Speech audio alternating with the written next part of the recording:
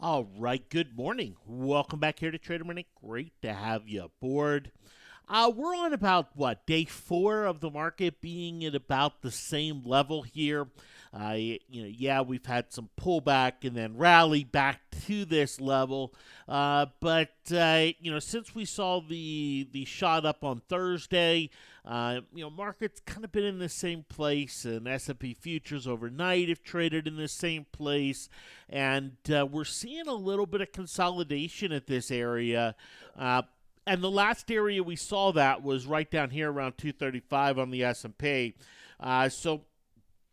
Getting kind of two zones here for it, which I do think sets up some of the price action that we will see going forward. But in all, we are starting to see a few more bullish things. It's so far as everything looks, it looks more like a relief bounce than the start of a big bad bull market. And I do think the risk factor for some sort of retest of lows, higher lows, slightly lower low is very, very high, but no sign that it's coming in yet. And so this morning, we'll go take a look at the crossovers. We'll take a look at the option pricing, but I also want to show you how some of the things have moved here based on what we have talked about in the past weeks. So we have talked about for the bulls to take control, we need to start to see the average true range come down. We're starting to see that. We're starting to see it, and you don't need the ATR indicator to see it, but you just pull up S&P futures overnight or you pull up the market during the day. Yes, there are still big moves. I mean, this morning 25.80 up to 26.25, but we're talking about a 45-point move over the space of an hour, not a 145-point move like what we have been seeing. So we're not seeing as big of moves coming in, which tends to favor the bulls when it starts to decrease like that. And so we're still very high. Make no mistake about it. We're still in a absurdly volatile period right now, but it is starting to weaken, or that volatility is starting to diminish. If we look at the VIX, we're seeing that as well. We're still at an absurdly high level, but we are starting to see it diminish to break below the lows from last week, which tells us what? It tells us option prices are still pretty absurd, but they're coming on down, and we've been looking at that almost every day. Are they down into some trading ranges? Do we have some signals here? Kind of what's going on, with that. Well, let's start with the crossovers. There are no new signals on the board this morning, but there are some crossovers. EOG Resources, Twitter, Walgreens, and Walmart. And EOG, Walgreens, and Walmart all have a decent chance of triggering this afternoon. Twitter here, it could. I'm not sure what we'll be seeing, but this has the potential. But let's take EOG. Because, and this is one I even mentioned yesterday, if it stabilizes in the 35 area, rebounds a little bit, we could see a bullish signal come in. So now the question comes in, is it tradable? And option pricing will change between right now and the end of the day. We'll see spreads different. We'll see pricing different. And, the question is it tradable? Well, let's go take a look at EOG, for example, here. Here's EOG. And, here's the spread on just the regular monthly. 285 to 335. Now, this is a lot better than what it was about 20 minutes ago. And it could be okay by the close, but we're still talking about almost 100 implied volatility. So pretty absurd there. Now, the ATR method would suggest that we'd be looking for a $9 move higher, which would be up here to about 46. And so there's certainly room to make money on the option with that type of move. And while that type of move may sound absurd, well, when we have big drops or big pops, we get bigger corrective waves, and so we could see that come in. But with where the options are right now, very difficult to trade. Walgreens here. Walgreens implied volatility is only 54, but it simply isn't tradable. The bid is 44. The ask is 310. So, yeah, okay. Not very tradable. So Walgreens could trigger. There's no way for me to get in. Now, Walmart's a little bit of a different story. Implied volatility 42. Option spread on a $4 option is 15 cents. It's a little bit more tradable. Not nearly as much Vega risk. There is, the options aren't exactly cheap, but definitely a trade element or trade potential here. Need about a 550 move in Walmart to double money on the regular monthly option. So that's only up here to 120 and a half, 121. So there's certainly a more tradable element here to Walmart should we get a bullish signal on Walmart today. So those are some of the things that we're seeing. We're starting to see a few more crossovers. We do have AT&T to the downside here, downside crossover, but this is just one that's kind of like a lot of these that have just consolidated within Thursday's price action here. And so while options are improving, they're still not great, but a few areas like a Walmart potentially tradable here as we go. And as early as this afternoon, and you may notice I'm a little anxious. I want to get into a trade. I'm ready to get the show on the road here. The algorithm's done its job. It's kept us out of the mayhem. And we have some decent gains to play with and to go after, some things out there and to take advantage of any sort of, emerging trends from this point. But if we take a look at something like Barrick Gold, and I show Barrick Gold simply because this is one we've traded. We know the option spreads and the options and how they move, and the spreads are pretty normal and easy. But they've been pretty crazy here of late. It's been difficult to trade. And take a look at the option spread here. The option spread is almost 20% here on the 18.5 strike, almost 20%. Down here, it's about 17%, 15% on the 19s. So these spreads are still pretty absurd. Implied volatility, pretty absurd. Even though the stock itself is flattened now for 6 days where it's just kind of stayed in this 19 area. So there's still a lot of volatility that needs to come out to get things back to normal.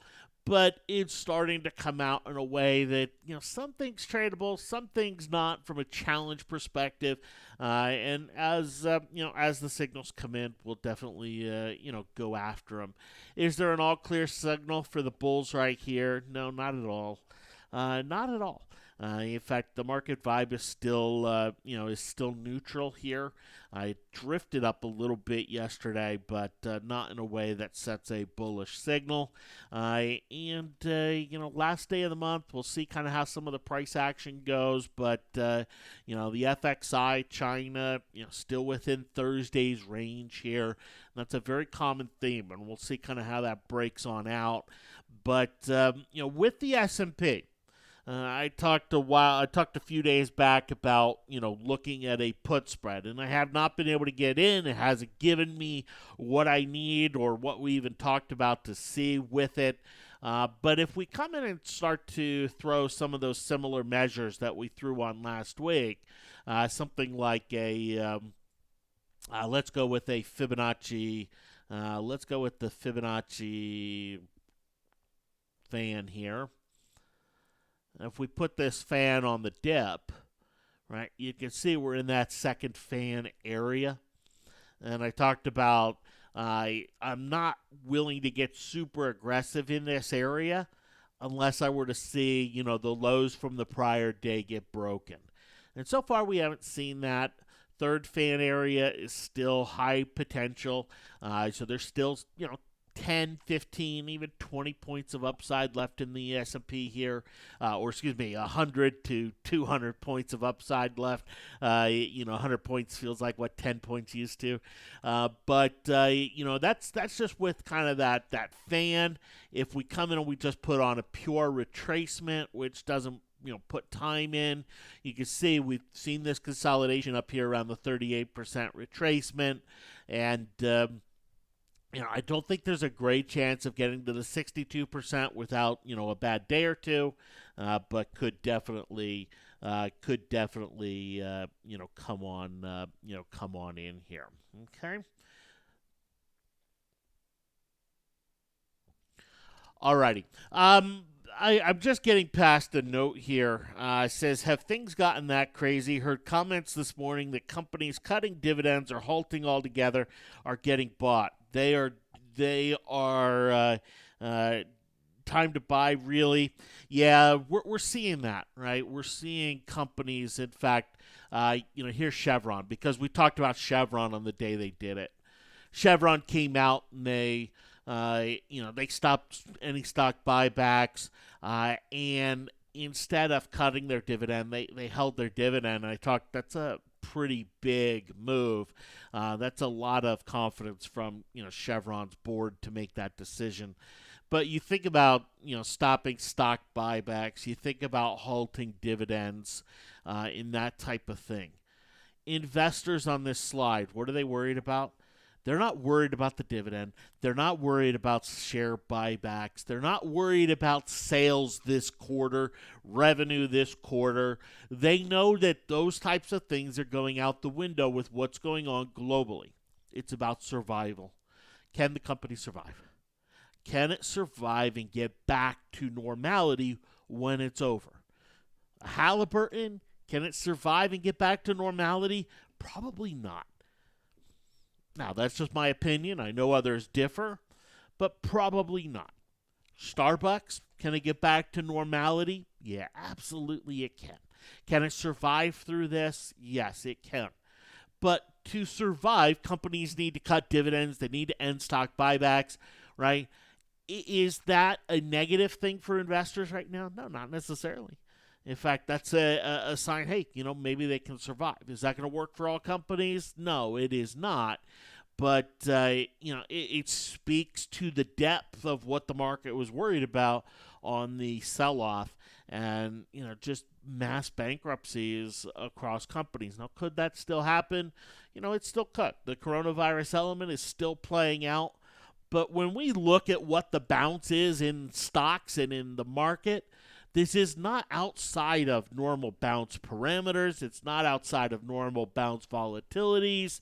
It is a very normalized bounce. This is not, we're still incredibly far away from the highs. We're not talking about irrational behavior given past sell-offs. It feels a little bit bigger because, the drop was a little bit bigger. But in terms of the context, in terms of how things are playing out, there's a fairly normal element to this from a price action standpoint. From an option pricing standpoint, and yes, while we've had some historics happen in terms of volatility, when we look back and analyze this, some of the action here is similar to things that we have seen. Now, if we're going to keep in the concept of normality with this big of a drop, we will see some sort of, tertiary drop here, third leg down. But obviously some of the coronavirus element is going to determine that, and if we get that, that last wave of panic that comes in here, to the market. But right now, companies cutting dividends, companies stopping share buybacks, those are things investors have kind of thrown out there as, hey, that's going to happen. And it's one of the reasons why when this pullback started, I went to the FinViz screener and we pulled up the dividends. We said, okay, let's take a look at these stocks that are super high dividends because, this is typically a buy list for many people to say, oh, okay, let's buy high dividend. But in this market, no.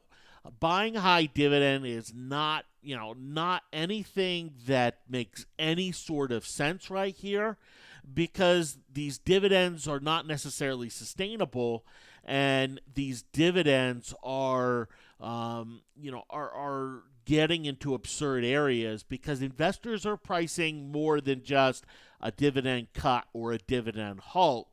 They're worried about the business itself going under. And you look at the companies here: Carnival Cruise Lines, Schlumberger, Macy's, Kohl's. These are companies that investors fear going under. Halliburton, Royal Caribbean here on this. And I'm not saying they're all going under, because they not all of these will. But if you want a list of companies that go bankrupt in the next 2 years, there's probably 4, 5, 6 companies on this list that fit that bill. So, dividends, halts, it's just one of those where bad news is kind of some good news, because what does it do? It creates some certainty.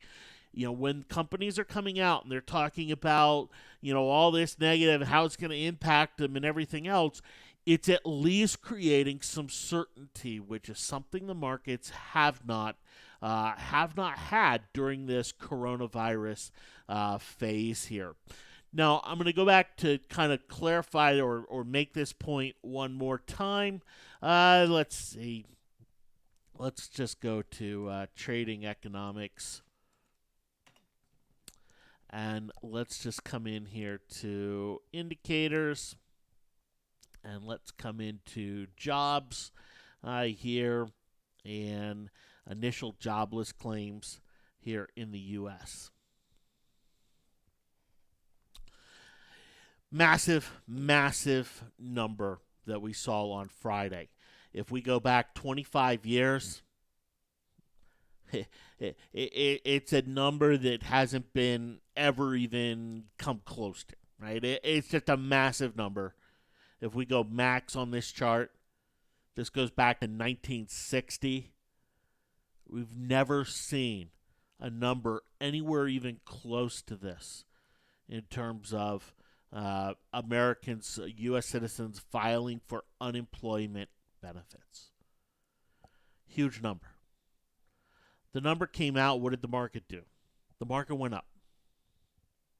You say, well, wait a minute. Why is the market going to go up on such bad news? Because the bad news, for as bad as it is, for whatever it is, it's at least creating a little bit of certainty. Investors at least now have a framework that they didn't really have to play with back here in early March. In early March, it's just guesswork. Now, at least we know what those are. All right, this is what that looks like. Okay, are they going to get filled? Blah, blah, blah. There's something to start working with. And so as companies cut dividends, as they come and announce information, of course it's going to be bad news. Of course it's going to be ugly. But, the market is not about, is it good news or bad news? The market typically is about, is this creating certainty, or is it creating more uncertainty? And companies cutting dividends, companies cutting share buybacks, there's some certainty being created there, which, sounds absurd. And in most market environments, it would not be creating certainty. That would create a lot of unrest. But in this market, it's the opposite. Thanks for hopping on.